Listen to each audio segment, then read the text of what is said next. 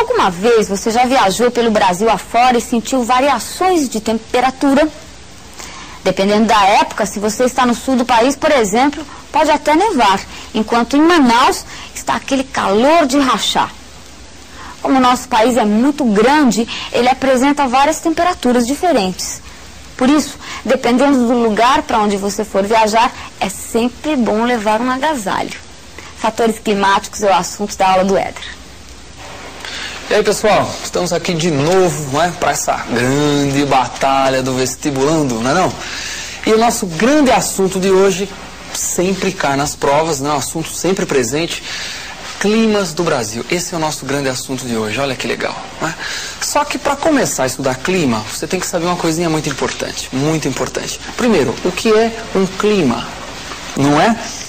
Alguma vez você já ouviu aquela famosa frase assim, ah, não tem clima para fazer tal coisa, não sei o que, já ouviu, né? Já ouviu. É sobre isso que nós vamos falar. O que significa não ter clima? Na realidade, quando uma pessoa fala assim que não tem clima para fazer uma determinada coisa, ela está se referindo a uma série de condições, não é? Não existem condições para se fazer uma atividade qualquer. Mas tem que tomar algum cuidado, não é? Primeiro, porque dependendo do tipo de condições às quais você se refere, você pode estar se referindo ao tempo e não ao clima. Por quê? Porque o clima, escuta bem o que eu vou falar, o clima é uma sucessão de tempos atmosféricos. Falei, não entendi nada. Clima é uma sucessão de tempos atmosféricos. Ora, o que é o tempo atmosférico? O tempo atmosférico, ele é medido através de várias, não é? de vários itenzinhos, as chamadas variáveis do tempo, que são a temperatura, a pressão atmosférica, a umidade relativa do ar, entre outros, não é? Então, quando você mede essas coisas, em um determinado instante, você tem o tempo atmosférico, pressão, temperatura, umidade. Tempo atmosférico. É a sucessão desses tempos, não é? Agora o tempo está de um jeito, daqui 10 minutos está de outro, daqui um ano ele vai estar de outro. Então, essa sucessão de tempos é o que caracteriza o clima. Portanto, a definição de clima que eu estou dando para vocês é uma definição bastante dinâmica. Ora, dinâmica por quê? Porque eu estou dizendo que depende do tempo e o tempo é dinâmico, ele muda, não é? Deu para entender a nossa definição de clima? Então a ideia agora é a seguinte, nós vamos tentar entender por que existem climas diferentes no Brasil, por exemplo, e no mundo também por tabela, né? Por que existem climas diferentes? Ora, existem climas diferentes porque a sucessão de tempos atmosféricos, não é? Ela vai ser diferente de uma área para outra. E por que ela vai ser diferente? Porque cada área vai ter um conjunto de características diferente de outra área, não é? O principal item desse conjunto de características refere-se à posição geográfica de uma área que é diferente da de outra área.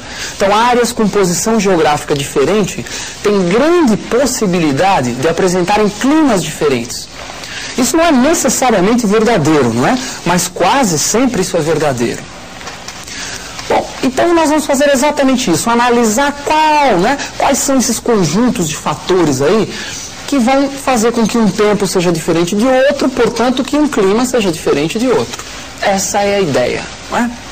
Então, o primeiro fator importante que nós analisaremos é um fator vinculado ao tamanho do Brasil, já que eu estou falando do Brasil.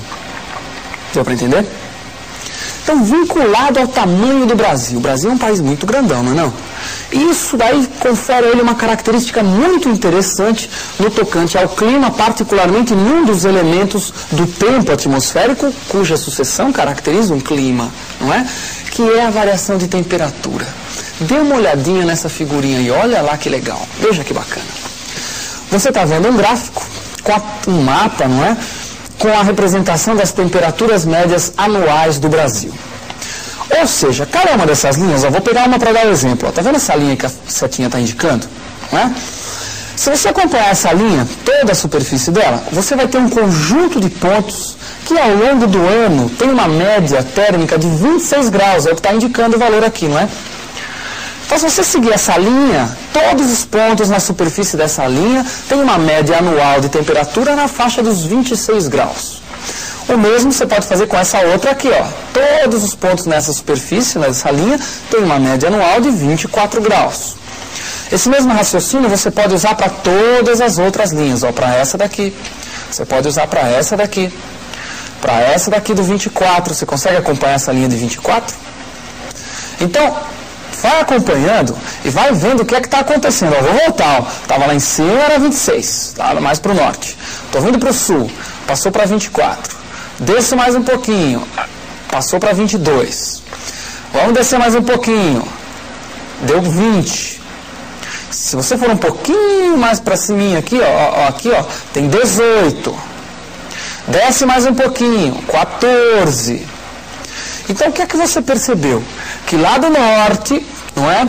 Vindo para o sul, nesse sentido aqui que eu estou te mostrando, o que é que está acontecendo com as temperaturas médias anuais do Brasil? O que é que está acontecendo com ela? Está diminuindo o valor. Essas linhas que eu mostrei para você são as isotermas. O que é uma isoterma? É uma linha que une pontos de mesma temperatura média anual. Isso que é uma isoterma. Então veja lá, ó, as isotermas do Brasil indicam, não é, que o valor médio de temperatura anual ele diminui do norte para o sul, como você pode observar. Ora, muito bem. Diminui o valor médio de temperatura, ótimo. O inverno é cada vez mais frio, conforme você vai para o sul também. É essa figurinha que você vai ver agora, olha que bonitinha, veja lá que legal. Observa.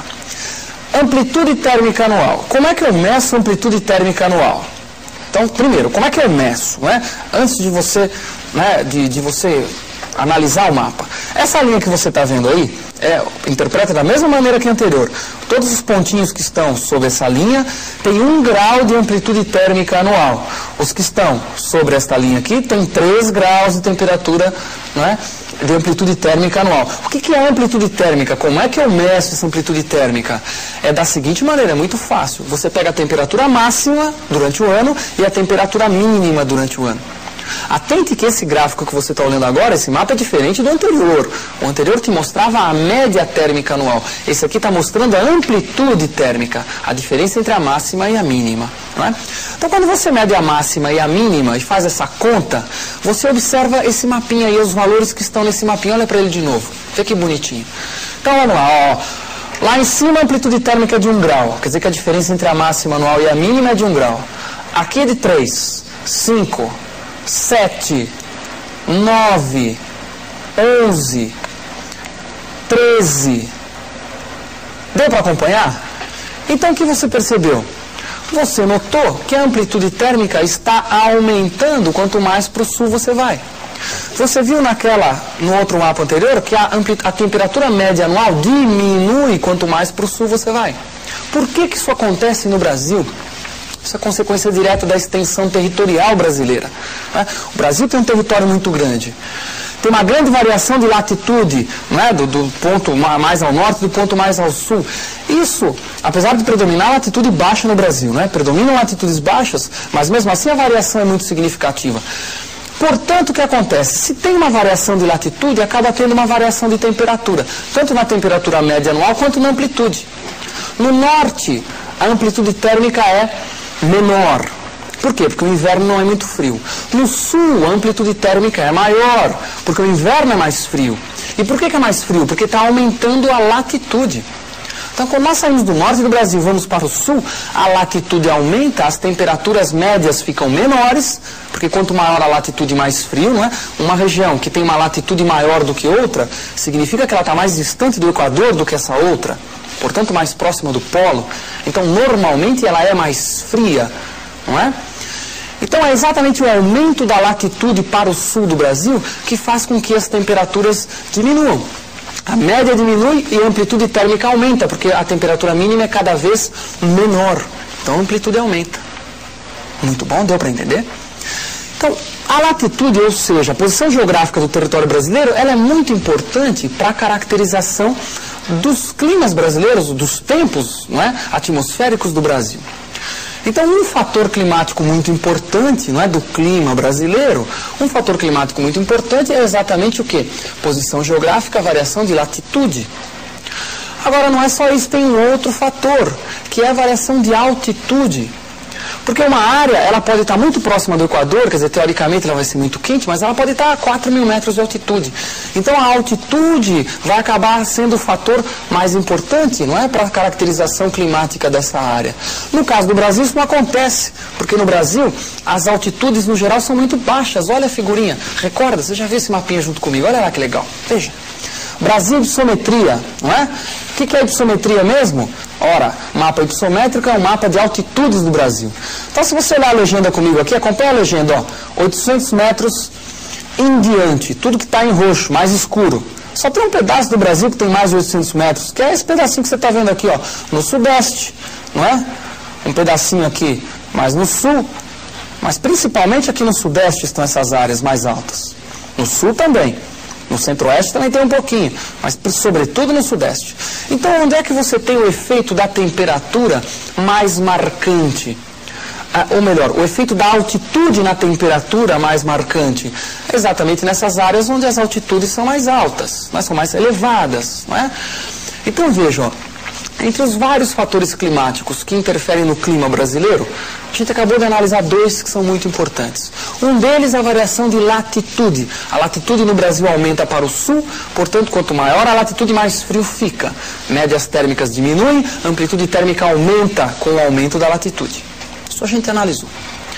E a outra lição de hoje é que também interfere, não é, a altitude.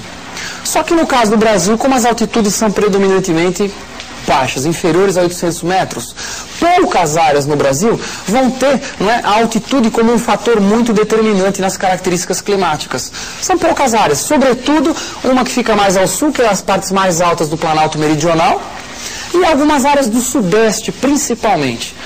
Não é aqui onde está a cidade de São Paulo, não é mais aqui na região da Serra do Mar, na Serra da Mantiqueira, não é? Uma área muito alta, que também, né, a presença da altitude é muito marcante na caracterização climática daquela região. Fora isso, a altitude tem um peso relativamente... Não é que o peso é pequeno, é que como as altitudes são baixas, elas não provocam uma diminuição significativa da temperatura.